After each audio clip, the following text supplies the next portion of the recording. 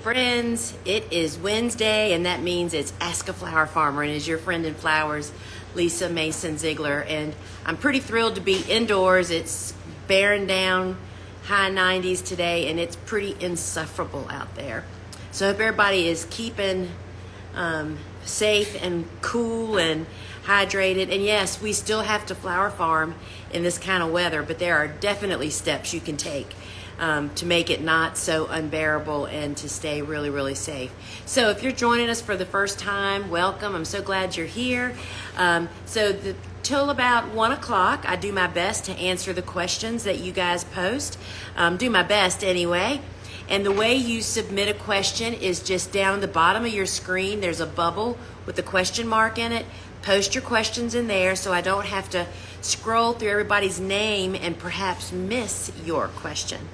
So friends, I don't know if you've not heard yet or not, but I'm doing something I have never done before. I am doing a live masterclass next week, a free live masterclass, I might say, and it is called When Do You Plant Cool Flowers? Literally, friends, we are going to go through the steps, and when I'm done with you at the end of this masterclass, you're going to know exactly your planting windows for cool flowers. So if you want to register, well, you have to register, right? You can just comment the word spring here, S-P-R-I-N-G, and that will DM you the link, or you can go to our website, thegardenersworkshop.com, and it's at the top of every page. Y'all, this is going to be like, when to plant is one of the struggles that I see people faced with all the time. And it's key. Timing is key in everything, right, in life. And it's no different for cool flowers. So comment spring. I'll DM you the link to register. You have 3 times to pick from. So here's what I want you to do, though, and you've got to do this.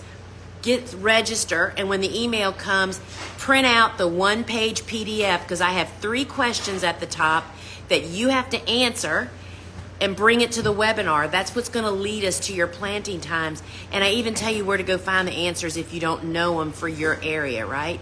And so this is going to be pretty awesome. The classes are so full, I just can hardly believe it. And we're not even starting till next Monday, I think, is the first one. So if you want to join my free masterclass, When Do You Plant Cool Flowers? Comment spring, register, sign up, print out the PDF, answer the questions, and set it on your desk. And then when we have the live webinar next week, we're going to do that. And I'll tell you something else. If you show up live to the webinar, I have another resource that is going to be it's like a little hack. So show up. This is really going to be fun. I'm loving it. So what I wanted to say first before I start answering questions, do y'all grow Sunfill sunflowers? This is why I grow it the way it looks right now. Sunfill sunflowers kind of bloom on the same timetable as Pro Cuts, which I plant every single week. Sunfill, we grow for what you're looking at right now. This is like the most amazing filler, a filler that you can actually time and cut each week. So it looks kind of like a succulent, right? This is the green, by the way. And it does go on to develop petals, but that's not what we grow it for. We grow it for this amazing little head, to have another interesting kind of filler to go into our bouquets when we're making them. So we don't always have them looking as beautiful. They're at the perfect stage. So that's pretty awesome. So I see we have a bunch of questions, so let's hit it, y'all. And I'll answer questions about gardening, farming, seed starting, cool flowers, farm dogs. You bring it on, and I'll do my best. All right. Let's see. Have you seen many bees and butterflies this year? In London, England, we have hardly none. Oh, my goodness. Well, yes. The bees and pollinators in our garden are so abundant. I was just sharing with somebody, I was talking to a friend who's a master naturalist, and I was telling her that, oftentimes Tucker and I, in the afternoon, about mid-afternoon, about 3 o'clock-ish, I'll take him out and we'll do what I call a walkabout. We walk around the farm, not intending to do anything, but just have a look and exercise him so he can powder his nose, right?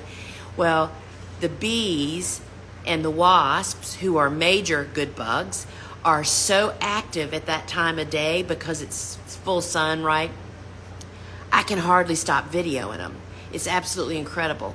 Now, I don't pay as much attention to butterflies as I do bees and wasps. It's just, personal preference. But yes, we have butterflies also. But everything was late this year. I mean, our bees and pollinators were on time, but the butterflies have been a little late, and I attribute that here that we've had a really dry year. So I don't know if that affects that. So hope that improves for you over in England there. I understand when I need to plant cool flowers in the fall. The issue I have is, how do you regulate temperature with a caterpillar? Our temperatures vary a lot in zone 6. So I'm not sure what you mean, how you regulate the temperature in a caterpillar. We only use lightweight row cover low tunnels. I believe a caterpillar actually has plastic on it, and I've never use those, just for one of the reasons that you're mentioning here. It is a major, the way it is in the morning is 100% different than the way it is at 2 o'clock in the afternoon, because it's so small that really traps the heat. So I'm sorry I cannot help you on that at all, because we just don't use them, and it is not necessary to use them for cool flowers. That's the whole point, y'all, of cool flowers. The way that I grow them, everything grows outdoors in a garden. Yes, I do use low tunnels with lightweight row cover. I never use plastic. And the lightweight row cover isn't for cold protection. It's to protect from whipping winds and varmints grazing. The stuff that I fall plant is winter hardy in my zone, so I don't need cold protection. So that's, the most for us, because I don't have hoop and greenhouses, the most profitable thing for us to do on my small city flower farm is to grow things that grow the best in my available conditions, meaning outdoors in a garden. And then I do things to enhance them, if that makes sense. All right, let's see. Why would my sunflower starts have leaves turning black? So a lot of questions that I would have about that is, are you talking about in a tray, in the field? How old are they? And if they're having black spots, that's a disease. There's a lot of, so I'm sorry, without more information, I really cannot answer that. Hi there. Organic farmer here, just started flowers this year. If I cut back my yarrow now that the blooms are spent, will they flower again next year? What a great question. So, first off, what you must know is yarrow is a very large family of plants, and there are perennial yarrows, and there are yarrows that we treat basically as hardy annuals. Hardy annuals, aka cool flowers, meaning most of us up to zone 5, I think, fall plant that to winter it over to bloom in the spring. This is why I plant, because we grow the hardy annual varieties. I grow summer berries and Colorado sunset.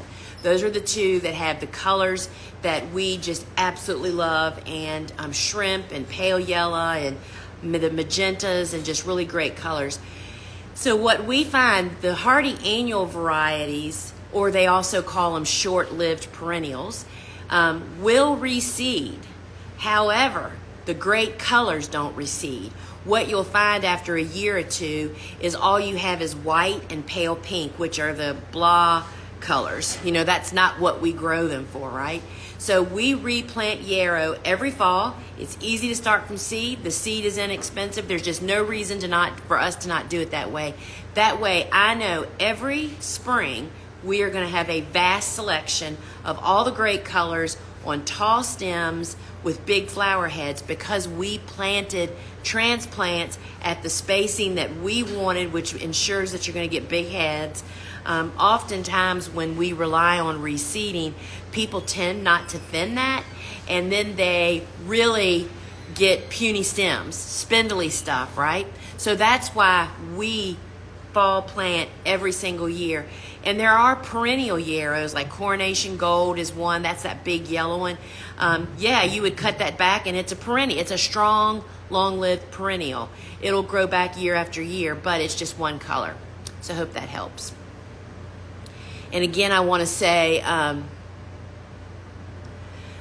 so Clay, I'm going to answer your question, but first I want to say, so anybody here that is not familiar with Cool Flowers, which Clay, you're not, because you're asking me this question. Cool Flowers is the name of my book that came out a decade ago, and it was about the technique that we follow to plant cool season hardy annuals. And it's actually the way that our grandparents and great-grandparents actually knew to do it decades ago. And it kind of fell out of fashion literally because as plants became more retail available in the big stores, and when these plants are planted is not the classic planting times, the stores just didn't offer them because people didn't even know they needed to buy plants at that time. Talking about fall and very early spring. Fall is 6 to 8 weeks before your first fall frost, and very early spring is 6 to 8 weeks before your last spring frost. I mean, for me, I'm typically in snow very early spring, but yes, we plant at that time.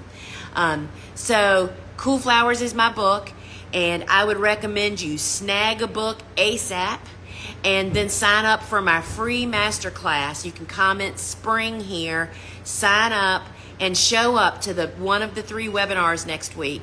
And friends, I'm telling you, the light bulb is going to go off, and it's going to, spring is when most cool season hardy annuals bloom. Not all of them, but most of them. The highest demand season of the year, y'all. That is when it's the easiest to sell flowers. If you're a home gardener, if you're having a home tour, or you're just a great avid gardener, this is the stuff that blooms in early spring. Anyway, so sorry, I went down a rabbit hole. When you say fall planting, is that before or after the last frost? So that is 6 to 8 weeks before your first fall frost. And Clay, you need to get the book. I'm telling you, it'll change your gardening and farming life. What could I be doing wrong when I transplanted my seedlings after hardening them off and they tend to die? A lot of things can happen. So, you know, how mature are they? How long did you harden them off? And how did you harden them off? And then what are you planting them into? Are you watering them every day? So there's a lot of different things. And how long did it, are they like dead the next morning after you plant them? That is obviously a transition issue most often, or they just weren't mature enough. So there is a lot of different ways you can do that. And I'll tell you that for me, my struggle back in the day, so I've been flower farming since 1998. And when I first started, there's so much to master, right? There's so many little boogers you have to take care of, right? I never paid much attention to my hardening off area, meaning to create a space that really made it safe for me to leave my seedlings out there 24/7 once I moved them out, and then left them out there for 7 to 10 days before they got planted in the garden. And that transitioned me when I focused on making a space that was safe and sound for them. It changed everything, right? So a lot of possibilities there. Hi Lisa, is it too late to start celosia seeds? Do you recommend direct sowing or transplanting?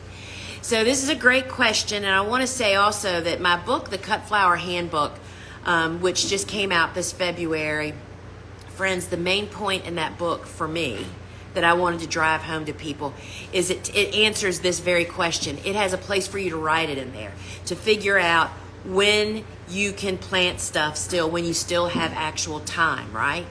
And so it all comes down to, first off, you grow quicker plants, in my experience, by starting indoors than you do direct sowing outside. The weed pressure is unbelievable this time of the year. I don't know what just happened, but all of a sudden my screen went kind of smoky. I'm not even touching my phone. I didn't hit a filter. Anyway, so you need to know your first fall expected frost, and then you need to look at days to maturity on the seed you're talking about, because there's celosias that need 140 days and there's celosias that need 70 days. So you have to look at the specific variety that you're talking about and count. Sit down with a calendar and count back, and then give yourself about 30 days to actually do the harvest. And that also helps to account for shorter days means slower growing. So if it says 70 days on the label, it might actually take it 80 days because the days are shorter. Think about that. As the days get shorter, there's not as much growing time in each day. So they have to have a certain amount of sun to actually do their job, right? So try that. Any suggestion for short plants? I followed all the recommendations in your book, and my zinnias and snapdragons just aren't getting to be usable stem length. Okay, so first off, I don't know where you are, Oxcart Farm, Virginia, but I don't know if they're growing now. I would never normally have snapdragons and zinnias at the right time. Usually short plants lead to, it's probably what you're standing on. It's the soil that they're in, whether it's doesn't drain well, or zinnias don't necessarily need a lot of nutrition, but just rich, well-drained soil that has little sponges in it, which come from having a lot of organic matter in your soil. Short stems are usually a result, especially for snapdragons, when you plant them. If you're in Virginia, you should be fall planting snaps.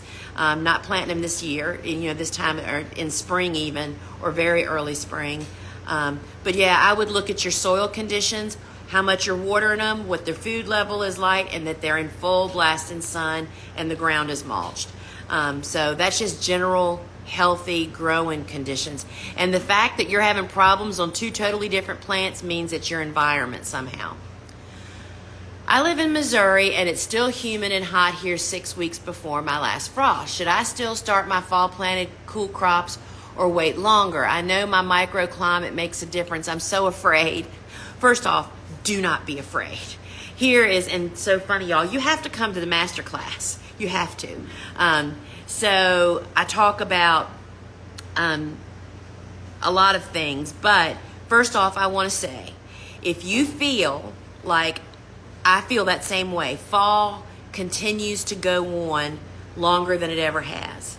So if you really think that, then I actually plan to plant my cool season hardy annuals by transplant. This does not work for direct sowing stuff. For transplants, I'm planting 2 to 3 weeks later than what I'm supposed to, because I've experienced those same things. It's still hot out, but I will tell you that this product will be coming out on our website probably next week. I'm now using what's called a sun cap, and I'm installing that on the wire hoops, and I'm telling you all, it has changed our life.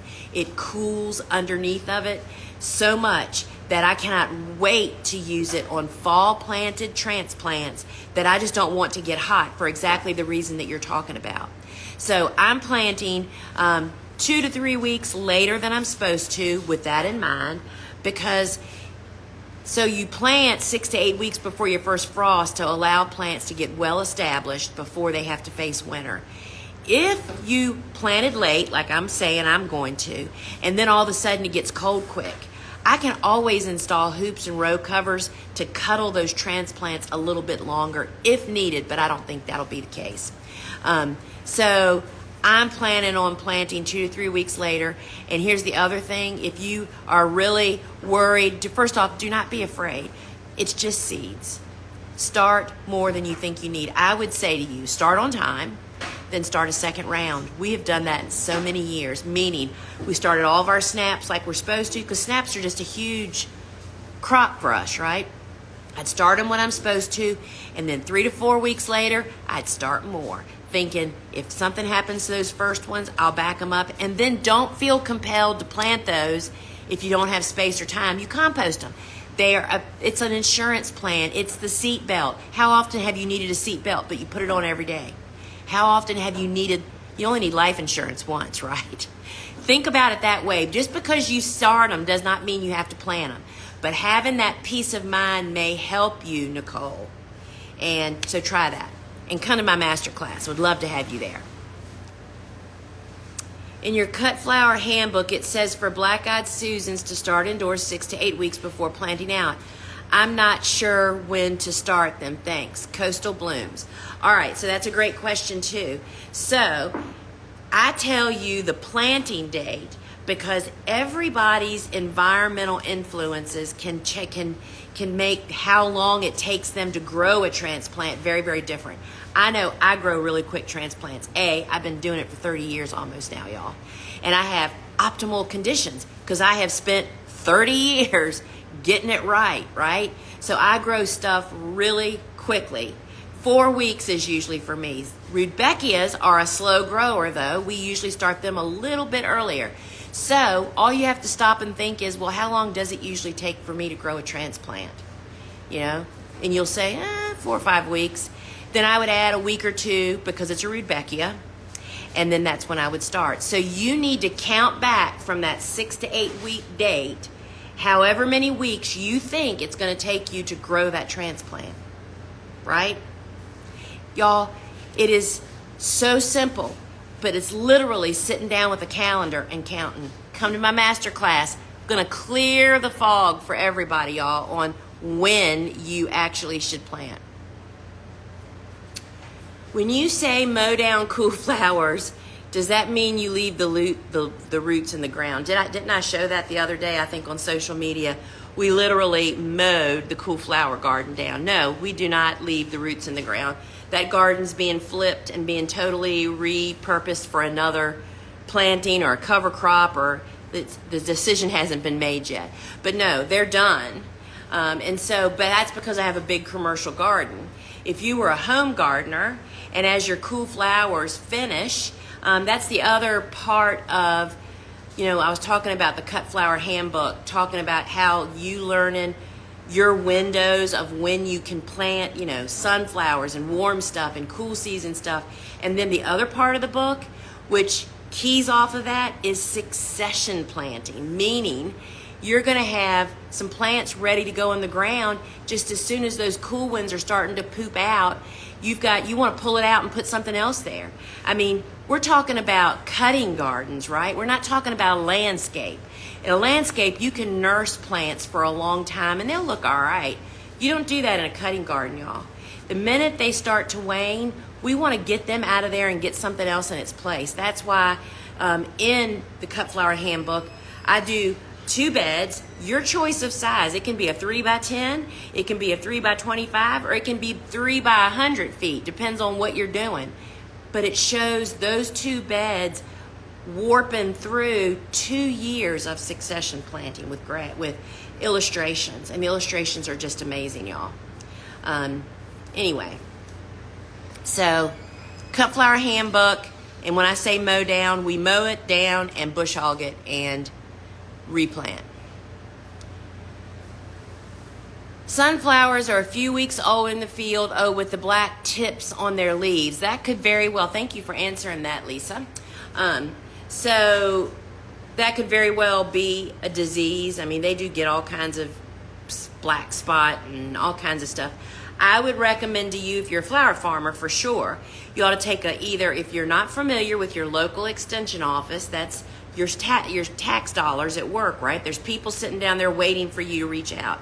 Either take a great picture of a leaf, clear, well-focused, and send it to them and say, can you ID this, or drop a baggie with the leaves in it off down there, and they'll send it off to a lab.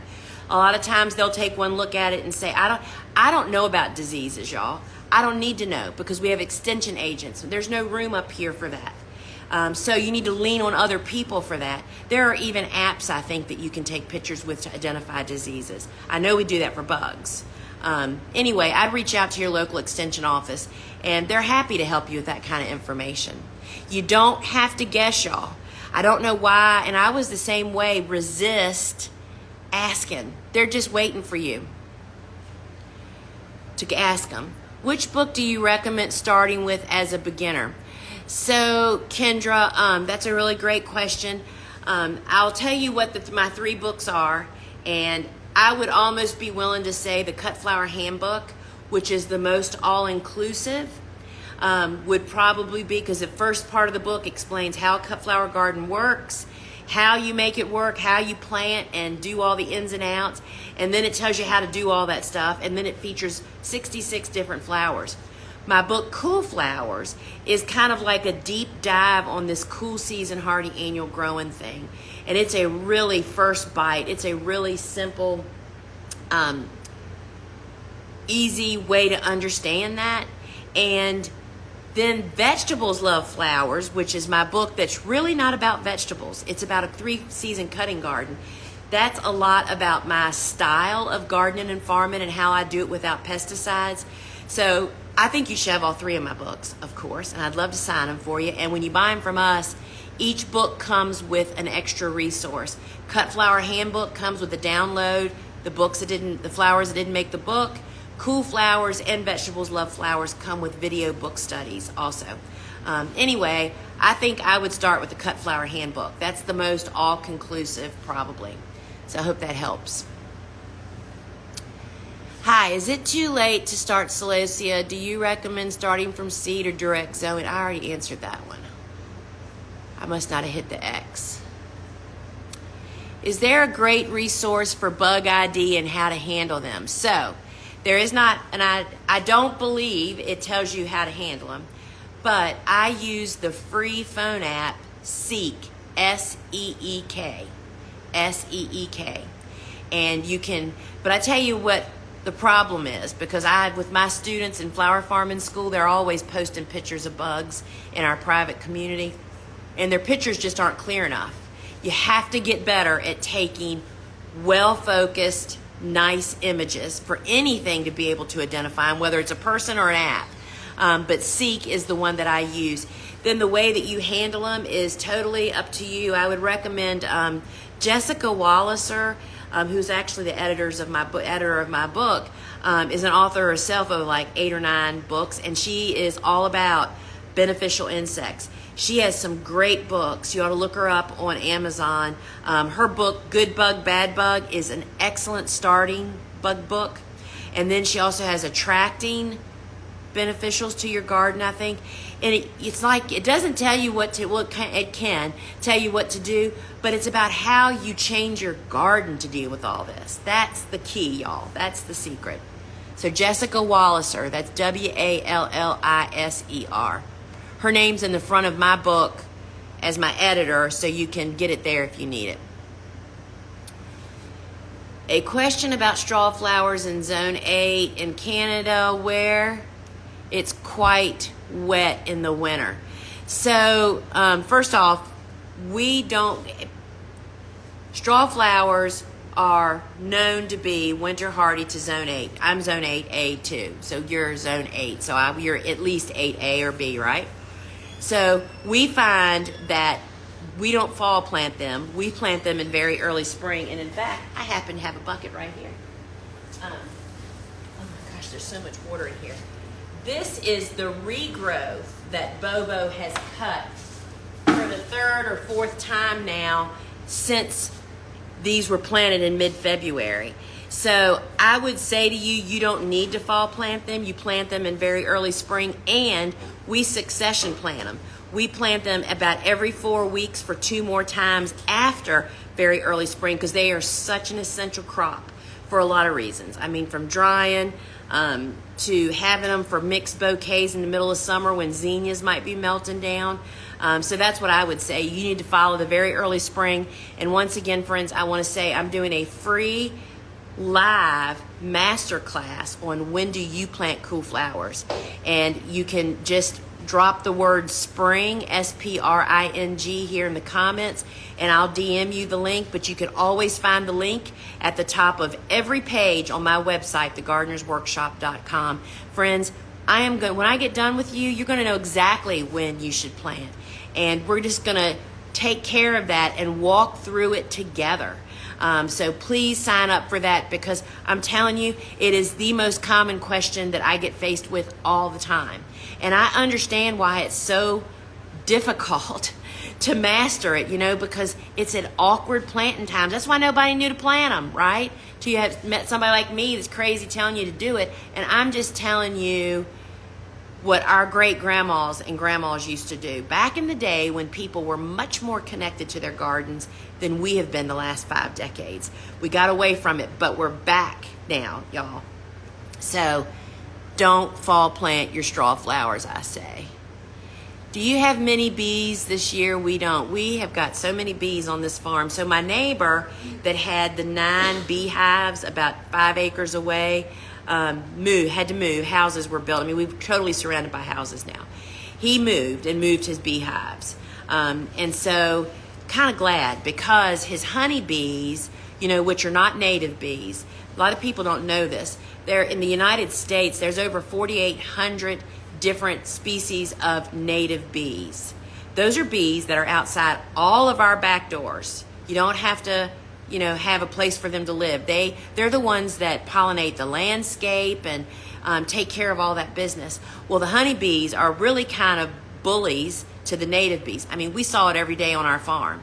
We had a lot of honeybees here, and they were after our native bees. So we have tons of native bees. They're even more active now. I mean, bumblebees, there's like 40 different types, I think. They're natives. We have a community of longhorn bees here on our farm. They're natives. They're little teeny guys, y'all, and they have long antennas and the cutest little, I almost said pink, yellow pollen pants. Anyway, this is what happens to you, y'all, when you farm. So we have gobs of bees this year. So I don't think a lot of people understand that honeybees are needed and they're great, but they're not native. They're aliens. They were brought over from Europe, right? They can't live. It's possible for them to live in the wild, but it's not as easy for them, and they don't typically. So we are loaded. And friends, I am gonna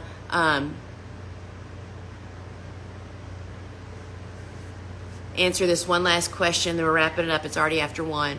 I'm seeing holes eaten into the leaves of zinnias, but I see no bugs. Any suggestions? Or is this an extension question? Well, you're going to have to do a little bit more investigation. If somebody's eaten, it depends on where you are. If you're in the South like I am, chances are really good it's some beetle or a grasshopper. And you're just going to have to go out there and hang out. I mean, I have been so guilty of dragging a cinder block next to a garden, putting it up on end and sitting down and just watching what happens, and see what's going on. You'd be amazed. And I mean, nobody has a minute, right?